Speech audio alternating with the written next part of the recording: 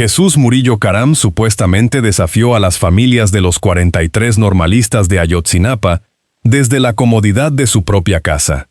Y lo que según diversas fuentes ocurrió después, dejó a más de uno con la quijada en el suelo. Si esto te indigna tanto como a nosotros, suscríbete a este espacio ahora mismo, porque este tipo de casos los vamos a seguir contando sin pelos en la lengua.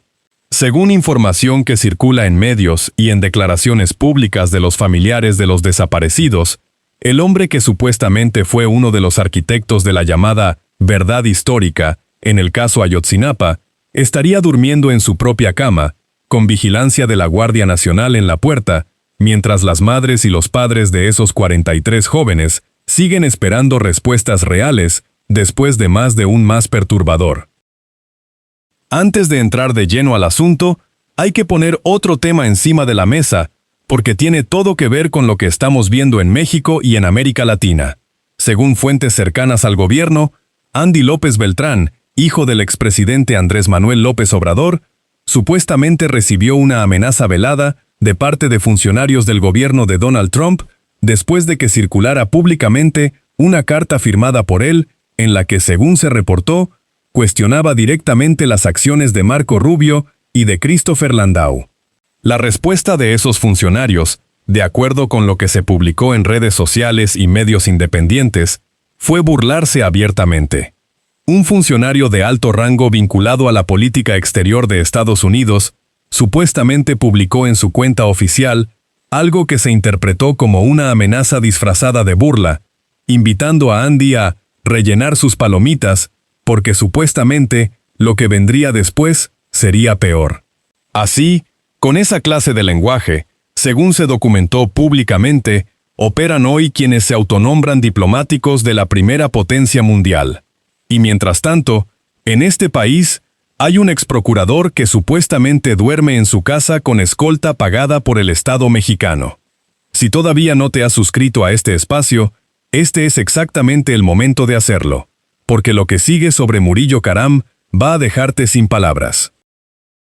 Hablemos de lo que supuestamente significa que Jesús Murillo Caram, el exprocurador general de la República durante el sexenio de Enrique Peña Nieto, esté hoy bajo arresto domiciliario.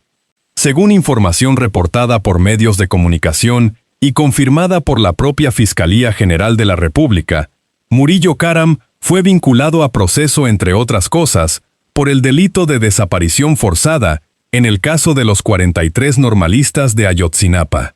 Eso quiere decir que un juez determinó que había elementos suficientes para considerar que este hombre podría tener responsabilidad en uno de los crímenes más escalofriantes de la historia reciente de México. Y sin embargo, según las mismas fuentes, hace apenas unos meses, un juez del Reclusorio Norte, identificado públicamente como Edmundo Manuel Perusquía, supuestamente decidió cambiarle la medida cautelar y mandarlo a su domicilio. La justificación, según lo que se reportó, fue su edad y su estado de salud. Tiene más de 70 años. Está enfermo. Pobrecito. Mientras escribo esto pienso en las madres de Ayotzinapa. ¿Cuántos años tienen ellas? ¿Cuántos años llevan enfermas de dolor? Pero a ellas, nadie las manda a su casa a descansar. Y esto, mis amigos, apenas está empezando a ponerse verdaderamente oscuro. Porque hay algo que conviene recordar aquí. Algo que el propio Murillo Caram dijo públicamente y que quedó grabado para siempre en la memoria colectiva de este país. Según lo que se transmitió en cadena nacional en su momento, este hombre se paró frente a las cámaras y anunció con total aplomo lo que denominó la verdad histórica, que los 43 normalistas habían sido asesinados por el grupo criminal Guerreros Unidos, incinerados en el basurero de Cocula, y que sus cenizas habían sido arrojadas al río San Juan. Lo dijo con seguridad, con el cargo de procurador general respaldándole cada palabra. Años después, peritos internacionales del Grupo Interdisciplinario de Expertos Independientes, el GIEI, desmontaron esa versión punto por punto. Según sus informes técnicos, las condiciones del basurero hacían físicamente imposible una incineración de esa magnitud. La verdad histórica era, según esos expertos, una construcción. Y el hombre que la fabricó y la presentó al país, según las investigaciones posteriores, hoy amanece en su propia recámara mientras los familiares de los desaparecidos siguen durmiendo con la incertidumbre de no saber dónde están sus hijos. Suscríbete a esta plataforma si quieres que sigamos exponiendo este tipo de casos, porque hay más y los vamos a contar uno por uno. Ahora, según lo que reportaron medios como Proceso y confirmaron fuentes ligadas a los familiares de los 43, los abogados de las víctimas presentaron una impugnación formal para que se revierta la orden de arresto domiciliario y Murillo Karam regrese a prisión preventiva. A ese recurso, según se informó públicamente, se sumó la propia Fiscalía General de la República. Dos frentes legales pidiendo lo mismo, que este hombre vuelva al reclusorio. Y sin embargo, la resolución sigue pendiente mientras él, según todos los reportes disponibles, permanece resguardado en su hogar. Hay que entender bien lo que esto significa. Cuando alguien como Murillo Karam recibe ese trato, cuando la maquinaria judicial produce ese resultado, la pregunta que queda flotando no es técnica ni jurídica. La pregunta es moral. ¿Para quién se administra la justicia en este país? ¿Quién paga las consecuencias y quién recibe los beneficios? Y la respuesta, mis amigos, la tenemos todos muy clara, aunque duela decirla en voz alta. Porque lo que está documentado, lo que está sobre la mesa según todas las fuentes consultadas, es que mientras este hombre goza de su domicilio como cárcel de lujo, los normalistas desaparecidos siguen sin aparecer. Eso lo vamos a seguir diciendo aquí, y si quieres estar presente cuando lo hagamos, suscríbete a este espacio ya. Regresemos un momento al tema de Andy López Beltrán y al circo diplomático que, según diversas fuentes, se desató a raíz de la carta que supuestamente él firmó y que circuló públicamente. Lo que resulta llamativo, y esto conecta directamente con el caso de Murillo Karam, es el patrón que se repite.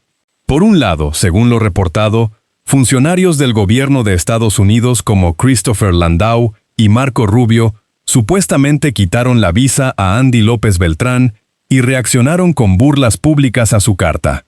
Por otro lado, esos mismos funcionarios, según lo que se ha documentado en múltiples fuentes, habrían mantenido visas vigentes para personajes del México del pasado que están señalados por graves delitos. Según lo que se comentó en el propio video de referencia que revisamos, hay quienes sostienen que políticos vinculados a casos como el de Ayotzinapa seguirían teniendo acceso a territorio estadounidense sin mayor problema. Si eso es cierto, y hay que decirlo con todas sus letras, la selectividad con la que supuestamente se aplican las sanciones de visa dice más sobre los intereses en juego que sobre cualquier principio de justicia o de derechos humanos. Andy escribe una carta criticando a funcionarios de Trump y le quitan la visa en días. Hombres señalados en la desaparición forzada de 43 jóvenes vivirían, según esas mismas fuentes, con sus papeles migratorios intactos. Aquí lo vemos claro. La geometría de la indignación oficial depende de quién te incomoda, no de lo que hayas hecho. Hay otro personaje en esta historia que merece su propio capítulo aunque sea breve. Eduardo Verástegui, el actor y activista que en los últimos años se ha posicionado públicamente como una figura de fervor católico y de valores religiosos, supuestamente viajó a Colombia contratado por el presidente Abelardo de la Espriella para rezar el rosario junto a él y a su familia. Hasta aquí podría parecer un acto de devoción privada. El problema es que, según declaraciones que circularon públicamente y que fueron reportadas en distintos espacios, de la Espriella había declarado en múltiples ocasiones ser ateo. Más de una vez, en entrevistas y en declaraciones registradas, este hombre supuestamente dijo no creer en Dios. Y sin embargo, cuando necesitó conectar emocionalmente con un electorado mayoritariamente católico antes de las elecciones, apareció Verástegui con su rosario, sus oraciones y su imagen de hombre espiritual, filmando todo para las redes.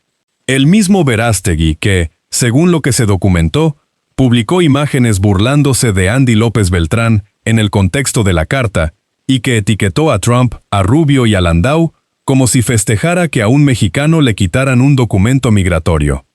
Ese mismo hombre que reza el rosario en Colombia.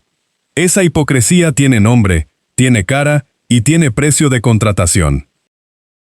Y aquí llega lo que según todas las fuentes disponibles es el detalle más contundente de todo este entramado. Vuelve Murillo Karam, vuelven los 43, porque según lo reportado por Proceso y confirmado por declaraciones de abogados de las víctimas, la posibilidad de que Murillo Karam regrese a prisión no depende únicamente de la impugnación presentada por los familiares. Existe, según esas mismas fuentes, una segunda vía, nuevas pruebas o elementos que puedan surgir del caso de Ángel Aguirre, el exgobernador de Guerrero, que según lo reportado, fue detenido y vinculado a Proceso también en relación con la masacre de Iguala. Si Aguirre habla, si hay declaraciones que comprometan a otros actores de esa noche del 26 de septiembre de 2014, el arresto domiciliario de Murillo Karam podría convertirse en algo muy distinto muy pronto. Eso no lo digo yo.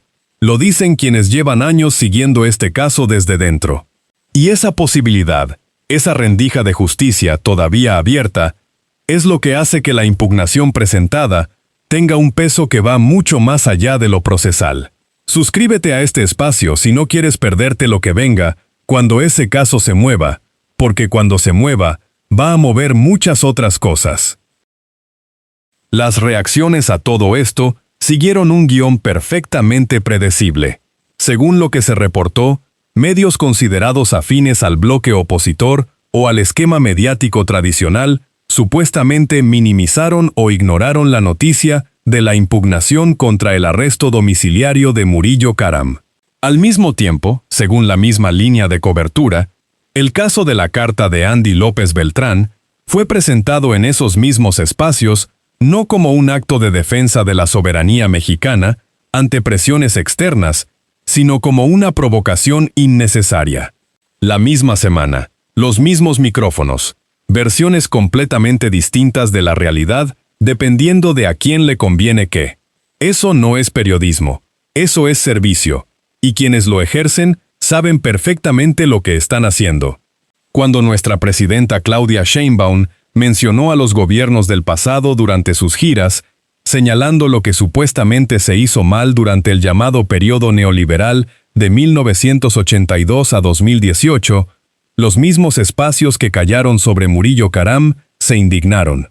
¿Cómo se atreve la presidenta a mencionar eso? ¿Cómo va a seguir hablando de Calderón, de Peña Nieto, de todo lo que según ella fue saqueo y abandono? La respuesta corta es, porque sin memoria no hay justicia. Y sin justicia, un hombre como Murillo Karam sigue en su casa mientras sus víctimas no tienen ni sepultura. Mientras todo esto ocurre, hay una escena que no debería pasar desapercibida. Trump, según lo que se reportó esta semana en medios internacionales, supuestamente declaró en un mitin político que pronto el estrecho de Hormuz sería territorio de Estados Unidos. Lo dijo en voz alta, con la misma confianza con la que Murillo Karam presentó su verdad histórica hace años. Y según lo que respondieron funcionarios iraníes en declaraciones recogidas por agencias internacionales, el viceministro de Exteriores para Asuntos Jurídicos, identificado como Qasem Garibabadi, dijo que el estrecho de Hormuz no se conquista con un tuit ni con portaaviones, que las órdenes firmadas unilateralmente no tienen vigencia en aguas que Irán considera propias desde siempre. Hay algo en esa frase que resuena con todo lo que venimos contando esta noche. La impunidad también tiene sus límites. No siempre, no automáticamente, pero a veces, si hay alguien que no se dobla, los que creían que podían firmar cualquier cosa y llamarla realidad, se encuentran con que la realidad no los esperó. El hilo que conecta a Murillo Karam con la carta de Andy, con Verástegui rezando rosarios de alquiler en Colombia, con Trump declarando aguas internacionales como si fueran su patio trasero, y con medios que deciden qué indigna y qué no, no es difícil de seguir. Es el mismo hilo de siempre. El poder que no rinde cuentas. El que se camufla de legal cuando le conviene, de espiritual cuando le conviene, de diplomático cuando le conviene, y que se rasga las vestiduras cuando alguien se atreve a nombrarlo por lo que es. Según todas las fuentes disponibles, las familias de los 43 normalistas llevan más de 10 años esperando que ese hilo se corte de verdad. Hoy tienen una impugnación presentada. Tienen a la Fiscalía sumada al recurso. Tienen a Ángel Aguirre ya vinculado a proceso. Tienen más cerca que nunca la posibilidad de que Murillo Karam regrese al reclusorio donde debería estar. La pregunta que nadie puede responder todavía es si el sistema que permitió que todo esto ocurriera en 2014 tiene hoy suficiente voluntad para cerrarse sobre sí mismo. Eso lo veremos. Y este espacio va a estar aquí para contarlo cuando pase. Suscríbete ahora mismo si no quieres que te lo cuente alguien más tarde, porque los próximos movimientos en este caso van a ser determinantes, y aquí no vamos a mirar para otro lado. Murillo Karam presentó una verdad histórica que, según los peritos internacionales, era una mentira fabricada. Hoy, supuestamente, duerme en su casa. Eso no es un detalle procesal. Es el retrato exacto de cómo funcionó la justicia en este país durante décadas. Y mientras siga habiendo madres que esperan, este espacio seguirá diciéndolo en voz alta.